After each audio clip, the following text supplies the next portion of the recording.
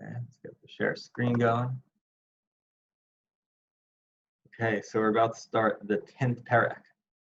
And this is a new midah. We finished Zehirus, we finished Zrizus, which are basically, in a certain sense, like avoiding the low tasses, and Zrizus, making sure how to perform the mitzvah saseh.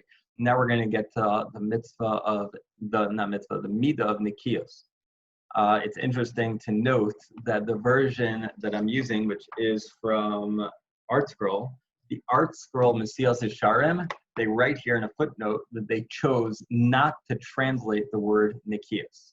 And anytime they have on the English side for Nikios, they just transliterate it like N-E, basically, and just spell it out, Nikios. And they're right, because even though it could technically be some translated as cleanliness, right, to be nucky is to be clean, but they said that doesn't really encapsulate what Nikios is. When it comes to being totally pure and clean of the Yetzer Hara in a certain sense, and being totally clean of even being tempted by the Yetzer Hara, not making sure to not be fooled. The word cleanliness, they say, does not do just. And just an interesting introduction.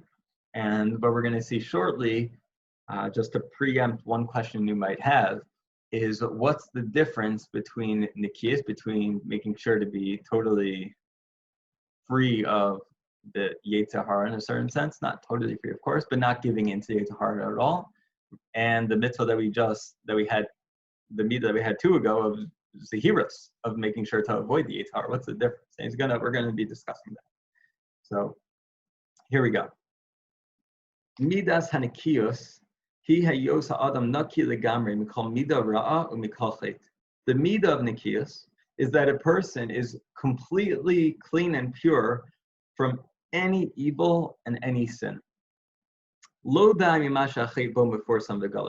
It's not enough that they stay away from the overt sins and things that are overtly bad. So let's say there's erva, or there is something that's mux on Shabbos and it's Shabbos. So it's obvious that the person has to stay away from that and will stay away from that. Elegam kain, mimasha lev niftebo lahoros heter b'davar. But he's even going to be pure and stay away from those areas that we tend to rationalize. The small things that we say, this is fine, this is good, this is really okay. Because if you really investigate the matter, if you really think about it, think it through, you realize that there's actually no heter for this. This isn't permissible. Rather, it's only your heart that desires that thing, and therefore, that person, he might rationalize certain things because subconsciously or maybe even consciously he wants that to be permitted. I'll give you a personal example in a second. Therefore, therefore this person is not totally pure through and through, right? Because they're gonna potentially succumb, and they're not able to totally get away from that, and therefore, their desires. That's why his desires draw him to be lenient in certain areas. I'll tell you a personal example, and something I don't want to say going through now, but it's actually something in the future, which I will be going through very soon. I'm going to be starting to sell T-shirts.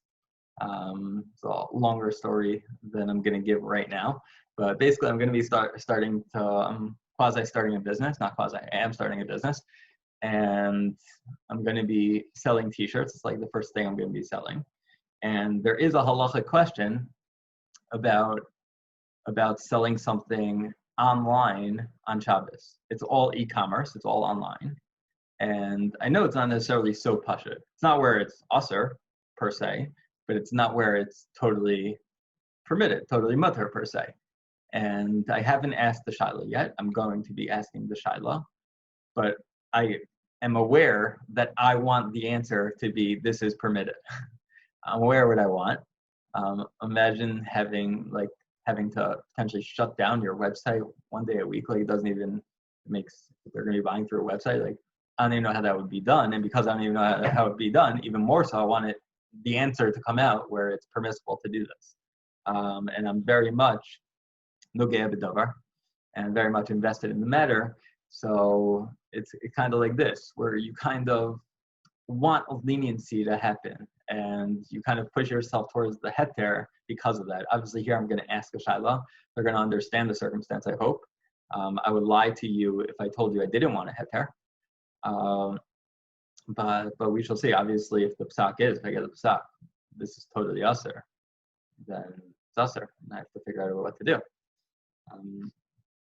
Continuing on, that was just an example of this. So if you have a person that's totally pure from this, completely, and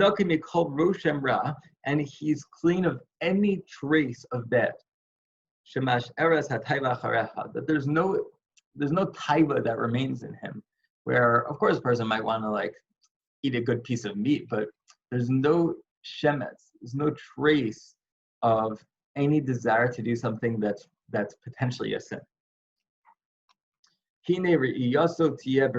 This person's perception and clarity of mind, legamre, is totally pure. His thought process is pure. You could trust the way he's gonna understand things and break down a question and a shaila. And he's not inclined towards any of these desires at all. Rather, anything that's a sin, even the lowest of the low of sins, he recognizes that this is bad,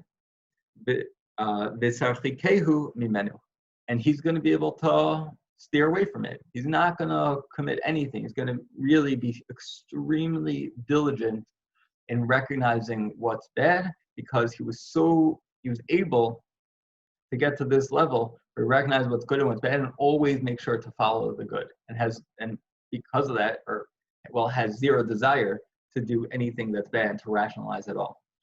The chalashon hazeh amar chachamim al hashlimim hamitare maaseim tara rabba shlo behem afil nina davara, that this person, these groups of people who are totally pure in their actions and who don't have any trace of bad. So the Gemara in Sanhedrin, the Kaf Gimel, refers to them as Nikiyei Hadasi B'Shalayim. These are like the pure-minded in Yerushalayim.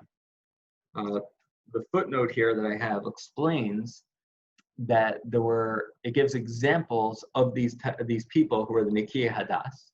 And some of the examples are that if they were ever going to be, let's say they were a witness, so they would only make sure to be a witness with, obviously in Judaism, you can't, for most things, you don't have one aid, one witness.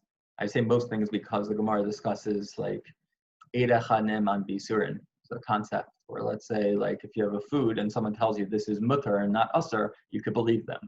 That's why you're able to eat dinner at home, because if someone says like, yeah, this food's kosher, you're good. You don't need two witnesses for that. Because there's obviously most cases like capital punishment, whatever, regular dine mamanos, where you need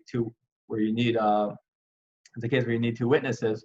So these people in Yerushalayim, they make sure that the other witness was pure, was honest, had integrity, because they didn't want to pair themselves up with someone who's isn't, because then it looks bad on them. It looks like maybe they're like this. And the same thing when it comes to sitting on a beis din.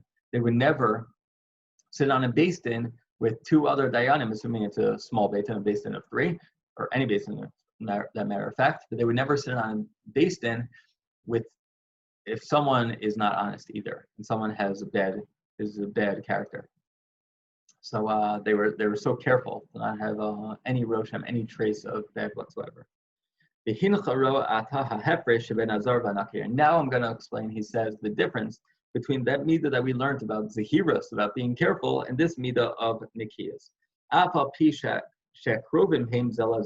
Even though they are similar, he says. Here's the difference. When it comes to zehirus, Hanizhar b'masa b'rosh lo yachta b'mashek far noda lo mefursam etzel akol hayosochet. That the Zahir stays away from things that are overt, that he knows about.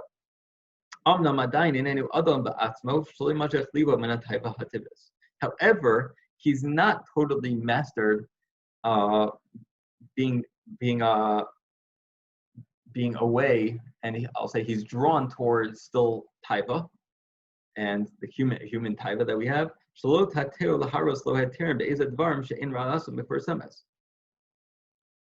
And when it comes to overt things, so he's not drawn towards his taiva. So it comes to bringing Shabbos. He's not going to say, man, I want to go to that game on Shabbos.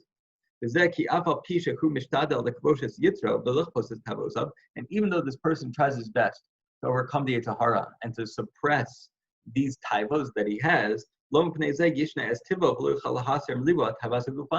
he nonetheless can't totally break away from his taiva. His taiva is still there, even though he tries his best to suppress his taiva, tries his best to only do good, but the taiva is there nonetheless, right? And he has to continually try to overcome it.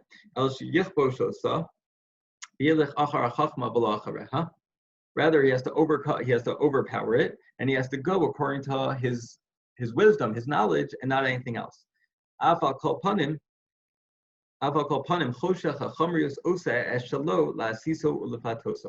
nonetheless, the darkness of physicality is, in a certain sense, entices him and will incite him to try to get him to sin. So he's not totally immune to it. It's still a constant battle. There is an analogy that I'll say it this way, that like, just understand simply, it's, let's say, like a continual test every single time for things that, and feeling drawn towards committing it potentially because of his physical desires, versus the Naki who doesn't have that continual test. Like, he's past that. Like, if you walk, you give the mashal, I'm speaking to students about a little bit of a different topic, but like, imagine, I don't see it so much, but I remember as a kid, whenever I went to the supermarket, you always saw like the lobster tank. And when it comes to seeing lobster tank, aside from the fact that it looks pretty gross, but I never had this thought like, oh, let me get some lobster, let me get some shrimp. Never had that thought, right? Because it's not kosher. So as pashut as it is for us to not even have a taiva towards that, the person who's in Nucky doesn't have any taiva towards sin. This is usher. What do you mean? Like, well, the average person, honestly, we'll see that everyone in theory should be holding in theory by this level, hopefully, or will get to this level in their life. But many people, of course, have a continual battle, and every single one is an individual battle amongst the collective war. And continuing, so Amnam, let me just see if here we are. Amnam, Achar she'isragal Adam hergel gadol b'azihirus hazeh achinakin ikarin rishon minachatam hampersam and v'yarkel atam avodah v'zrizusa. That if a person continually wins his battles, then and gets accustomed to doing this, then he has reached the first level of Nikias. Meaning that's how to become a Naki, is by continually winning the battles, and then you will lessen and suppress your desire for physicality and for sin. And then, and here's a key part, where that will then draw your love closer to serving Hashem. We're going to see that the love and the desire to serve Hashem is that difference, as opposed to, let's say, Zihirus, where you want the physicality and you're able to overcome it. Here, it's more of like, I love Hashem. Like, I love Hashem and I want to get close to Him. It's more of like focusing on that component of it. Therefore, like, I will never sin. What do you mean? I have no temptation to sin. I'm so close to Hashem. That this by accustoming himself to continually do the right thing, so he distances himself from that physicality, and he clings his thought towards spirituality, spiritual perfection, that ultimately, in the end, then he will eventually become a naki in the full sense. Then he will have put out the fire of physicality. The physicality of taiva from his heart, he'll remove it, and he'll strengthen his desire towards coming close to Hashem. And when I was preparing today, and I was reading this over, so it really struck me like how true this is. To be totally have an open conversation with you, while being recorded, of course, by two different devices simultaneously. But being open with you, there were times in my life where I felt I was better religiously, and there were times in my life where I was worse. And I'm not talking about like pre-shan aleph, post-shan aleph. This is all post-shan aleph and way post-shan aleph, but way post-shan aleph also. But there are times where I feel like I'm strong and I'm really overcoming my yitzhar, and then there are times where I feel like, I'm not doing so well. And I have felt at the times when I am doing well, certain that type of like love and desire and closeness to Hashem that is not there when I fail, which is not there that much. And I could imagine how if I were to continually overcome the yitzhara over and over and over and continually basically push it away, then yeah, that love would be extremely strong. How intense that would be. The as tishari yaso zako vara, continuing, and therefore a person's sight on the world will be clear. Like if you remember, if you recall, many chapters ago we spoke about how seeking advice from a rav, who we use the analogy of like a garden maze, where they're on top and they see everything. They see the way you should go. They see the way to walk, the way to navigate the world, because they have passed that level. They have overcome these challenges, and therefore they can tell you what to do.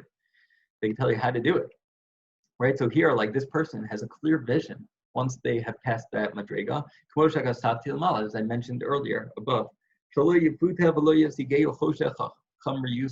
that the person is no longer enticed by darkness, by the dark, intense physicality.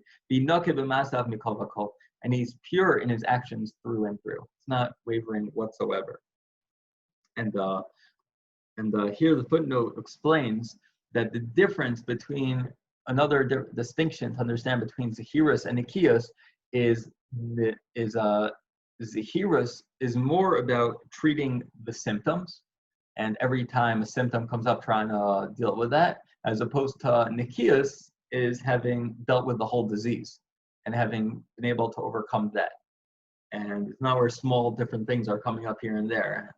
You have to like that alligator game. I forgot what it's called. I'm talking about the arcade game where you have like the big mallet, not arcade, but like the big mallet, and you have to hit down the crocodiles, alligators, and they come out. That thing. That's what it feels like when someone's on the level of Zahirus and like constantly having to fight the Atara. Sometimes they'll win, sometimes you might not. David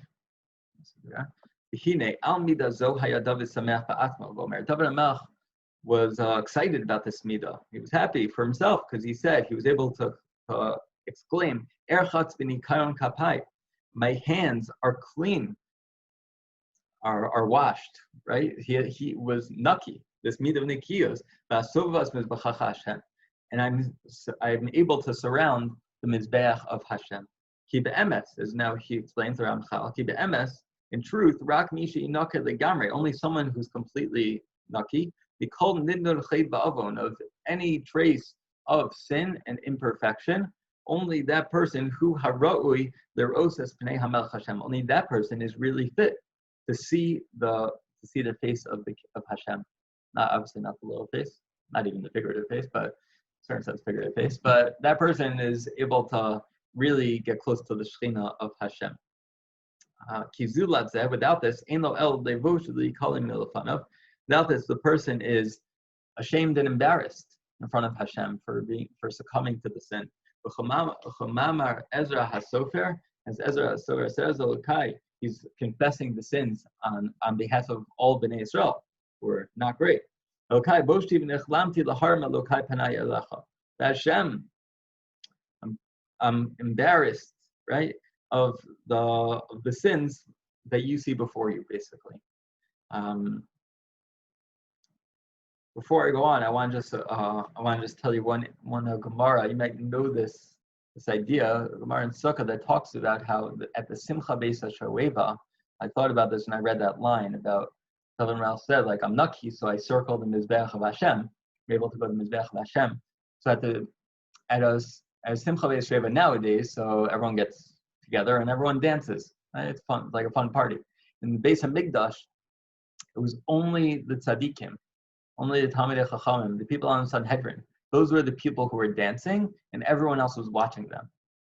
And it's similar to this idea, right? Where those are the people who are surrounding the Mizbeach of Hashem, who are really enjoying it, and everyone else is watching. It's enjoyable for us as well, but we're not in that madriga to be one of the people who are mamish dancing.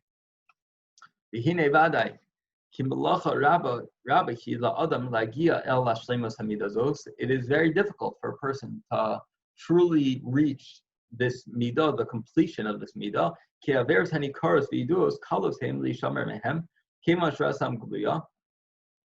That of course, yeah, the big sins are clear in front of us, and we stay away from them. But in order to reach the madrega of nikiyos, you have to be so careful about even the small sins that is very difficult to do. You said, because I spoke earlier about how we rationalize. We try to show, this isn't so bad, this is fine. It's just a Rabbanan. Obviously, that's a really bad one to say, but you understand the idea. Says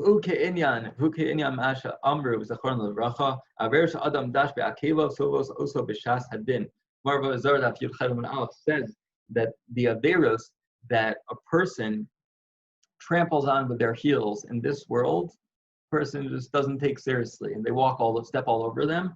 Those are going to surround us on our day of judgment, of ultimate judgment. Pretty intense thing. They're going to say, you didn't treat us properly. Look, Hashem, you didn't do this mitzvah properly. Pretty intense thing. Yaderech zeh amru, Zechron Levracha, and it says in Bar Basra and Kuf Samachei, Rubam begazel. Many people end up sinning when it comes to theft.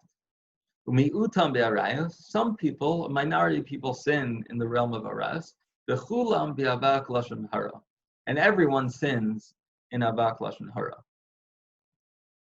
When it speaks about us, like Rubam begazel, many people sin, majority of people steal. It could be referring to also, like, I don't say petty, but I'll use that word of like petty theft, where let's say an example is like you borrow something from someone without permission. You're like, they don't mind if I use it, it's fine. You take something from someone. I see in class as a teacher, like someone taking someone else's food. Oh, they'd let me, right? Things like that. So that's Rubam Begazel, Mitam Beraz, Avak Lashon Hara. Many people, everyone stumbles in Avak Lashon Hara. Many people, unfortunately, stumble in straight up lashon hara, or they'll just say something bad about someone else.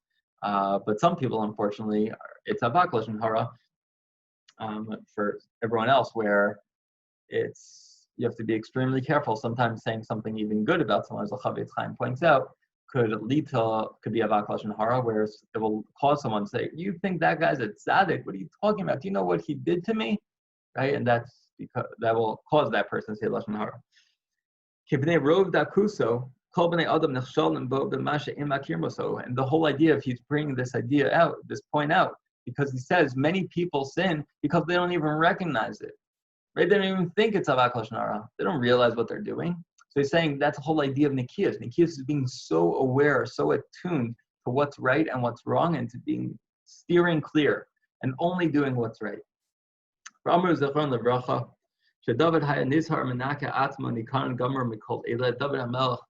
says, I believe it's Zohar, that he steered clear from everything. He was naki in every way possible. Whenever he went off to war, he went off to battle and to war with complete bitachon, complete confidence. And he would ask Hashem, as it says in Tehillim Yod-Chet L'Merchet, Erdov Oivai V'Asigim V'Lo Ashuv Ad Kalosam. Hashem, let me pursue my enemies and overtake them, and don't let me return until I've completely destroyed them. Mashalo shalu Yehoshaphat asa v'chizkiah lefi shelo hayu minukim kol kach. That which these other kings were unable to ask because they were not totally nucky. Hu masha amar hu atma betoch devarav. This is what he says. David Mel said, "Yigmaleni Hashem ketzidki kfor yadai yashivli." Hashem, please recompense me according to my righteousness. Repay me in a way befitting the purity of my hands. The Amar Od, and he said, "V'yashav Hashem li ketzidki kfor yadai leneged einav." Hashem repaid me in accordance with my righteousness, according to the purity of my hands before His eyes. V'hu habor hanikayon hazeh shezacharnu. This is the purity of Nikayon that I mentioned. The Az Chazar Yamar, and he says, Ki b'cha arutz gedud v'gomer. He says, I'm going to go and I'm going to smash that troop, smash that platoon. Erdo v'avai v'asigim. I'm going to pursue my Hashem, let me pursue my enemies, let me overtake them. Hu atma amar od, and he himself continued and said, in Kaf Daled Daled, Mi yale b'har Hashem, who could stand on the mountain of Hashem, who could stand in the place of His holiness. It's the person who's nucky. That person who's nucky, who has his hands clean, that person is able to stand in the presence of Hashem. The Amnam, however, sorry, on the if you're listening to the recording only, you don't know what mess I just did. If you're watching, you have a very good idea. But another second, here we go. The Amnam. Then now you'll understand that this midah, now you see it is very difficult. Because a person's nature is to be swayed easily towards the direction we want to go. As we spoke about in the last paragraph, right, all about laziness. We discuss a lot about laziness, and that's our natural inclination. And a person might mislead themselves to do something that which they want to do. But someone who's able to reach this midah, this person will have reached a very high madriga. Amongst the whole war, he's able to stand up and be victorious. And now you'll understand the details that are encapsulated in this midah, as we'll see next week. Let me just stop the shir.